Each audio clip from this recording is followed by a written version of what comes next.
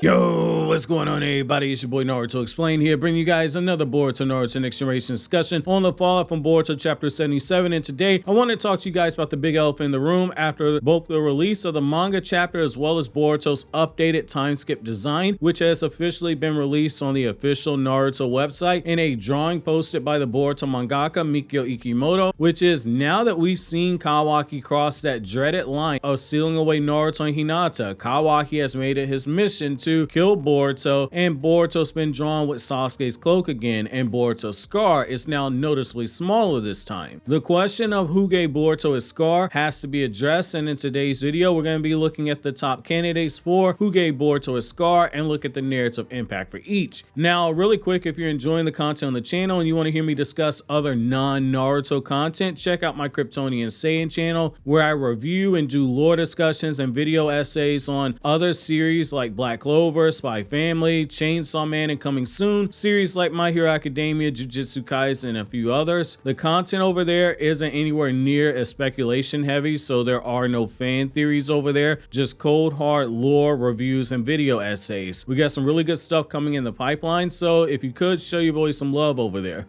So getting back to it though, the mystery of Boruto's scar has been one of the biggest questions in the entire series ever since Boruto first came out with his very first manga chapter in 2016, and by the time that the anime dropped a year later, the questions continue to pop up in the community. 7 years after the first manga chapter dropped, it seems as if we're finally starting to get some clarity about what it is that caused Boruto to get that scar of his eye, and we finally have a legitimate candidate or set of candidates to look at for who looked at Boruto's face and decided not only is it a punchable face, but it's also going to make for a really good knife sharpener, because there are a rising set of stakes in the story right now since Naruto has been sealed away. So what we're going to do here is we're going to look at the 5 candidates who are from the least likely to the most likely to get Boruto the scar in his eye, and as always, if there's someone you believe who deserves to be on this list, then let me know down in the comment section below. Coming in at number 5 for the least likely, I'm going to be going with Sarada Uchiha. The idea that Sarada gave Boruto the scar over his eye really picked up steam once the anime showed that flashback where Sasuke held out a kunai towards Sarada and asked her if Boruto were to ever not be himself, would Sarada be able to strike down Boruto, and we had Sarada thinking back to when Momoshiki took over Boruto's body. Since then, we've had the ominous Boruto vision for the future where Boruto saw Kawaki in the wild, he saw Manhunt and Konoha going on, Sarada and Mitsuki were seemingly confronting Kawaki, and Kawaki was in enough of an alarmed state that he had already transformed into his karma state to the point where his horn had sprouted. The idea that Sarada ends up being the one forced to get Boruto the scar of his eye under this scenario means that Boruto's most likely lost control, and the very thing that Momoshiki said would happen had finally taken place, which is Boruto gives up on the will to live and Momoshiki takes over. It makes sense for Momoshiki to go after the people that Boruto cares about the most in order to drive him further into despair, and Sarada would be the type to jump forward to try and stop Boruto. The only problem with this is that while it's a great bit of development for Sarada, it's not super believable, just because right now Sarada isn't strong enough to damage Boruto if Momoshiki takes control of the body, unless Boruto's trying to fight back against Momoshiki and she sees the opening to do so. Even if there's teamwork with the sage-powered Mitsuki, I'm not too sure this could actually work, but narratively, it does show Sarada, the girl who wants to become Hokage one day, is keeping her word about wanting to be someone strong enough to protect the village, and strength isn't always about how many septillion gigatons of force you can generate when you attack. Strength also comes down to character and resolve, especially in a shonen, and her having the strength to raise up a kunai against a comrade who has lost his way, it goes a long way towards proving that she has what it takes to be the Hokage in the future. Now at number 4, we're going to be going with Code. Now Code is the wild card in all this because he's been sitting in that Ten Tails dimension and he's been gathering his forces by making that Ten Tails army of over 1,000 claw grimes to attack Konoha in order to get his revenge. While Code is a villain that we've all been focused on, it still feels like the guy has taken a few L's during the Code Assault arc, which really should be called the Assault on Code arc because of how many times he's gotten a fist in his face during this process. It does feel as if he's being left on the sidelines so he can have this grand reintroduction into the main story so that it feels heavier and he feels like more of a true threat to be reckoned with. I have Code this far down the list for two reasons. First, he's so much of a wild card that if you told me he pulled into Konoha or the surrounding area just to test his luck, I wouldn't be shocked if you told me Code did that. The other reason is that narratively, I'm not too sure Code giving Boruto the scar of his eye has the same payoff as some of the other characters on this list. Like when you sit there and you look at Code's character, there's more of a connection towards Kawaki than Boruto. Again, narratively, the payoff isn't there. Code being the one that gives Boruto that scar of his eye at this point in the story, it would be very similar to, like, say, Kankuro being the one that fights Sasuke at the end of part 1 of Naruto. It doesn't really work. I don't even think it's enough to get Code any heat as an antagonist if he ends up giving Boruto that scar, because there's a good chance that people will just use that to downplay the characters. Basically saying that you had the chance to come at Boruto to capture him or capture Kawaki, and while you didn't get bodied this time, the best you can do is give this kid a scar. You got your limiters removed to give him a scar. What do you think Boruto's going to do when he gets stronger? Look, Code as a villain right now, we can all agree he's in a lot of need for heat, but right now this isn't the best way for him to get it. Code's got to do something more drastic to get him heat with fans to make him into a credible threat. Now for number 3 all the way up to number 1, these are all interchangeable in my opinion because they appear to be in a three-way tie as far as I'm concerned. Similar to how in the early 2000s in the WWE, there was a three-way tie between Stone Cold and The Rock and Triple H for who was to be considered the top guy in the company, because all three of them had a very valid claim to be called the top guy. It's the same with these next 3 characters. So jumping into number 3, we're going to be going with Sasuke Uchiha. Now narratively, there's a ton of payoff here as Sasuke's the one who gives Boruto the scar. It means that Momoshiki took over, and it means that Sasuke tried to uphold his promise to Boruto that he would kill him if he ever became a threat to Konoha. The idea of sensei versus student in a real battle, one that lasts more than a few panels, like we got after Momoshiki destroyed Sasuke's Rinnegan, that has a lot of payoff narratively. It gives the old fans a chance to see Sasuke in a true fight now that his Rinnegan's been destroyed, and it continues to build Momoshiki up as a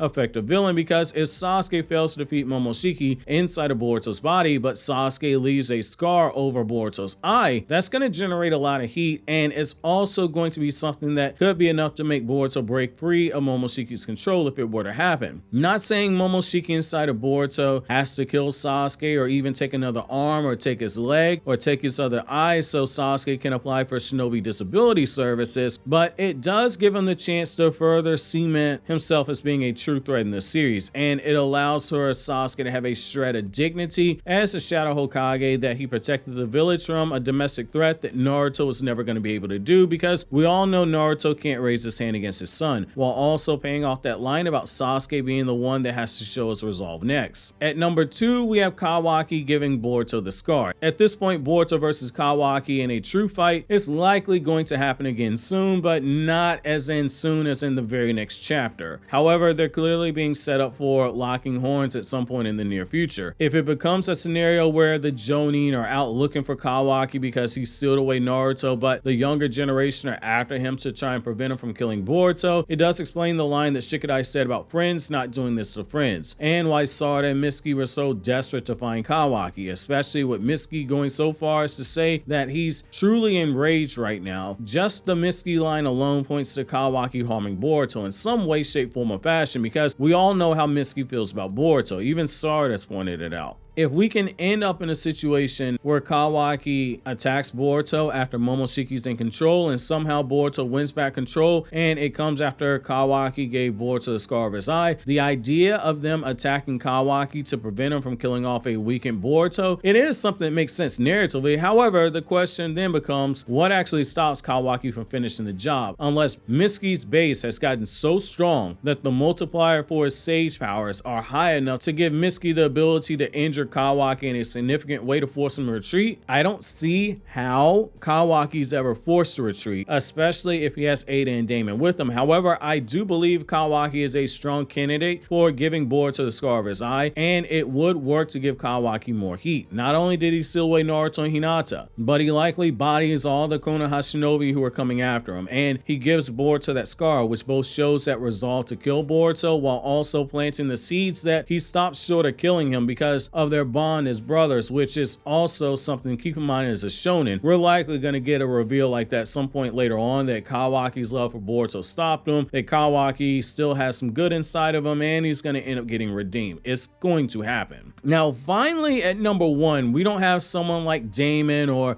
someone like Konohamaru, we have Boruto himself. Now, this would work for a plot twist for a few reasons, but I do think there is some groundwork that makes this work narratively. We were told that Boruto would fall into despair that's so great he gives up on the will to live, and Momoshiki would take over. Boruto and Momoshiki appear to be connected. At the very least, their yin chakra is connected because their minds are overlapping, their spirits are overlapping. Momoshiki's spirit can be seen by Boruto. All that indicates something with the yin chakra. In the past, when Boruto forcibly took back control of his body from Momoshiki, we saw a common theme transpire. Boruto always did something to his body on the side where that dojutsu is. In the aftermath of Ishiki's death, Boruto reached up and he snapped his horn, something that Momoshiki wasn't pleased about. When Boruto was trying to suppress Momoshiki so Kawaki could kill him, he was covering up that eye. This could be a scenario where Boruto is forced to give himself that scar when he's trying to win back control from Momoshiki, and if that scar was self-inflicted and given during a time where Boruto and Momoshiki were at odds with one another, i.e. their chakras clashing, it might explain why the eye itself never really healed, because Momoshiki wasn't in full control and neither was Boruto. Boruto giving him that scar after Momoshiki has gone on a mini rampage is something that can work narratively because it's a daily reminder of what happens when he loses control to Momoshiki, and it gives him further incentive to grow strong enough to suppress Momoshiki completely while still harnessing his power. Again though, 1 through 3 is highly interchangeable in my opinion, but I'm curious to know how you guys rank these 5, or do you think there's another 5 characters who are more fitting to give Boruto the scar of his eye? While you think that over, click here to watch this Naruto Explained video, or click here for this KRYPTONIAN SAIYAN video.